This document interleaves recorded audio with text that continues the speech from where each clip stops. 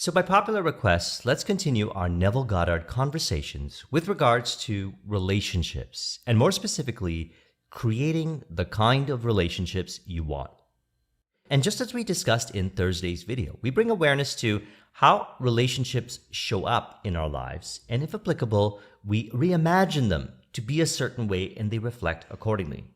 We also discussed how you are the formless self, I, and you give form to this I in imagination, and from there our relationships show up accordingly.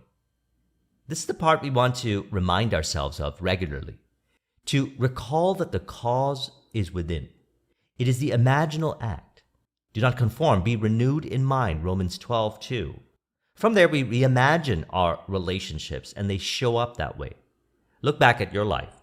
Any visible changes thus far you made, this is how they were initiated. Here we see Neville sharing it.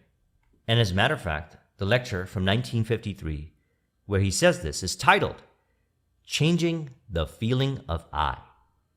He says, and so we start with I, for the I has neither face, form, nor figure, but it does mold itself into structure by all that it consents to, all that it believes, and few of us really know what we do believe. No idea of the unnumbered superstitions and prejudices that go to mold this inner formless I into a form which is then projected as environment and conditions of life. So the part where he says unaware of the self that we really cherish, this is the formless self, I. How we believe ourselves to be, how others to be, how they relate with us, how we relate with them, those are attributes of what we are imagining that reflect as the relationship conditions to this I. The I referred to here is beyond the self-image. As a matter of fact, you create the self-image in imagination. This self, the I, is formless. It is simply your awareness. Without any mental, emotional, or physical form, it's your spiritual self.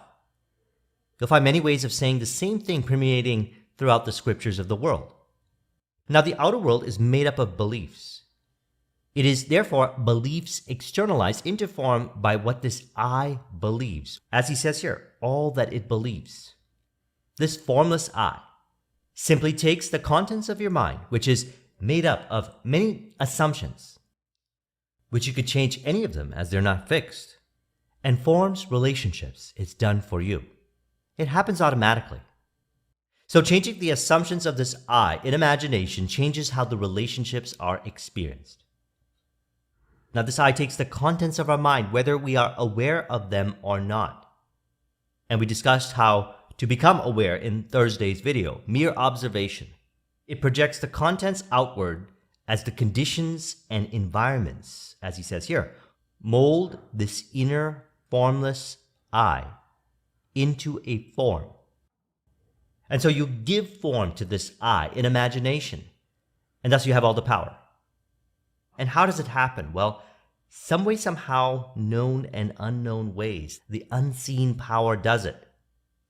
We're instructed to simply imagine relationships being a certain way, and then they happen that way. So now this I is the same I in others, individualized, yes, and also the same I. As we experience this when we return to the center, for example, during meditation. Here we experience what is called unconditional love. Love that is not conditioned by any belief, unconditional love. So how people relate to us, how we relate with them, and the relationships is based on our conditioning. The conditioning of this I we once formed and continue to reform. Now Neville, being highly aware, instructed all throughout his lectures to imagine others lovingly, whatever it implies, because love is our true nature, unconditioned love. And this is how they show up. I believe we are here to experience love, love in the five senses. When I started walking through this life from the position of love by practicing imagining lovingly for others, how I relate to them and how they relate to me, they showed up that way and in many different forms of love. They may be romantic relationships, friendships, clients, friends, family, all by imagining lovingly. All of my existing and new relationships show up how I desire them to be. And how do we know what we are imagining in relationships?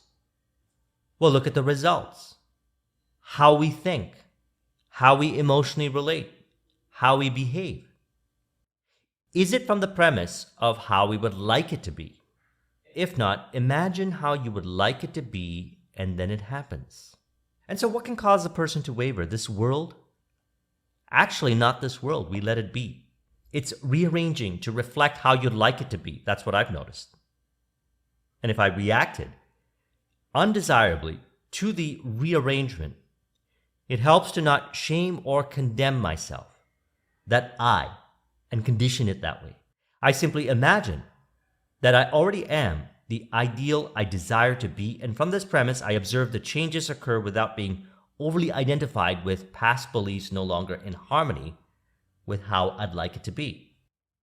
So whatever you associate to that I happens. So you might as well imagine what you desire. You came here to live how you want to live. And so let's talk about how, as he says here. The principle of least action governs everything in physics, from the path of a planet to the path of a pulse of light. Least action is the minimum of energy multiplied by the minimum of time. Therefore, in moving from your present state to the desired state, you must use the minimum of energy and take the shortest possible time. Your journey from one state of consciousness to another is a psychological one. So to make your journey, you must employ the psychological equivalent of least action, and the psychological equivalent is mere assumption. So again, metaphysics. All change is initiated in consciousness, and then it appears in our physical world. You simply assume that's the way it is, and go on with your life. It took some getting used to this for me since when I started applying the law this way. I was used to looking around for proof of the change, and this created overthinking in me. So I don't need it anymore. Instead, I am aware of the change and observe as it happens without looking for it to change. Do you see the distinction? And then the inner change reflects externally. It's done for you by the unseen power, and we need not worry about those details. Otherwise, we would be assuming unrelated attributes to that I. And what if one reacts to the world, seeming to suggest otherwise? Well, they may be past imaginings, externalized, and we do not need to give them any energy. For example, I noticed prior to going full-time in entrepreneurship in 2009, my relationships were a certain way. They were the way I once imagined them to be. Over the years of entrepreneurship, my relationship style changed. The way I operate as a whole changed, and more accurately put, I allowed myself, this I, to be how I desired, increasingly so over the years, and also how I desired my relationships to be also changed. So I assumed that's the way it is because that's what I desired. Harmonious relationships. In the earlier stages, it seemed that others were convincing me, so it appeared that way. That my style of relationships were not normal and I should do it this way or that way. The reality is, it has nothing to do with them. The reality is what was done in my imaginal act. They were only reflecting some of my past imaginings, and that's fine. We let them be. I don't argue with them. I might have playfully entertained the conversation, however. You see, the imaginal act was done, and that's what counts.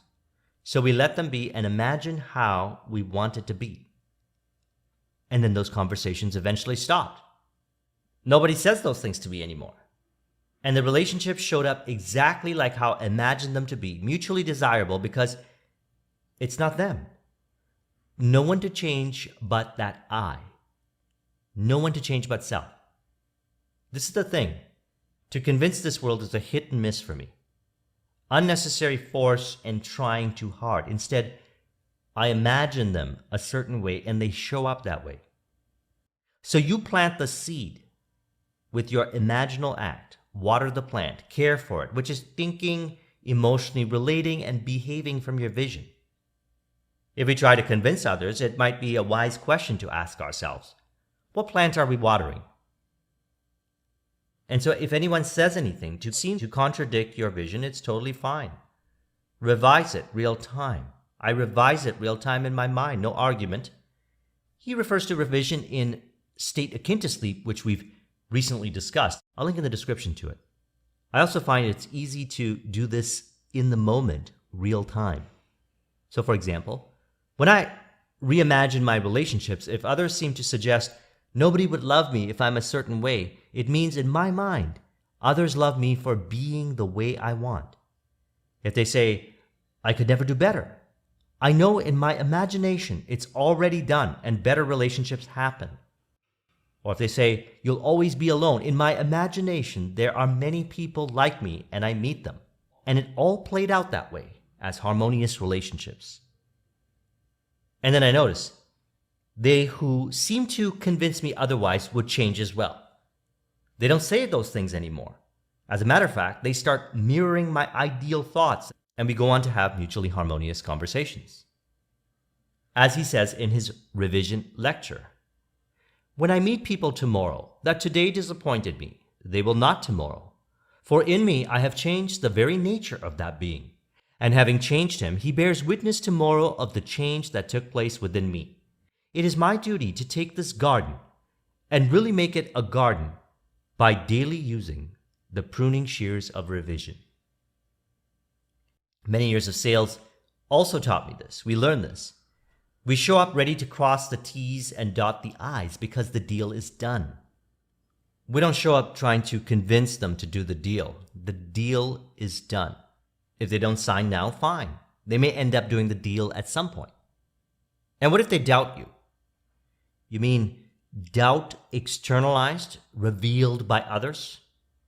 Inwardly thank them for revealing it to release identification to that doubt. And what if they don't want to do the deal? That's fine. I let them be. I pick up the phone and make the next call. And then I see the next prospect doing the deal. Either way is perfect for me, as mentioned. I've seen them eventually come back and do the deal down the road. So imagine lovingly in the presence of others, all relationships. It reflects back as harmonious relationships. And if it seems to not appear like that right away, it's fine. Let them be and assume that reality is the way you imagine it to be, and they show up that way by your faith. So I trust you found this video to be helpful. Let's go ahead and conclude this with an auto-suggestion to further encourage. You could say, I imagine others into my reality from the premise of how I'd like them to be. Others show up, seemingly out of nowhere, to reflect my ideal relationships. I imagine what I desire in various forms of ideal, harmonious relationships, allowing them to show up and reveal the change that took place within me. I am aware of this wherever I go and wherever I am. For wherever I am is how I imagine it to be, and all who show up reflect how I imagine them to be. If you would like a copy of this mind map, the link is in the description. Thank you very much for watching. I'll talk with you soon. Take care.